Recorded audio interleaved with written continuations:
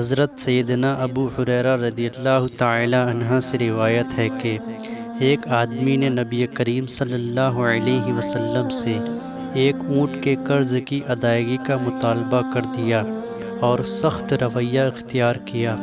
صحابہ اکرام رضی اللہ عنہ نے اس کے ساتھ کوئی کارروائی کرنے کا ارادہ کیا، لیکن آپ صلی اللہ علیہ وسلم نے فرمایا، اسے چھوڑ دو، جس شخص نے حق لینا ہوتا ہے وہ باتیں کرتا ہے۔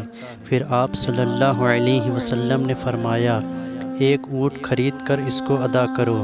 صحابہ کرام نے کہا، اس کے اونٹ سے بہتر عمر والا اونٹ ہی میسر آ رہا ہے۔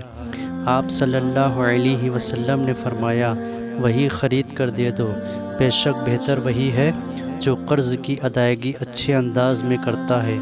دیہاتی نے کہا، آپ نے مجھے میرے حق سے زیادہ دیا ہے، اللہ تعالیٰ آپ کو بھی زیادہ دے۔ نبی کریم صلی اللہ علیہ وسلم نے فرمایا، تم میں سے بہتر وہ ہے جو بہتر طور پر قرض ادا کرتا ہے۔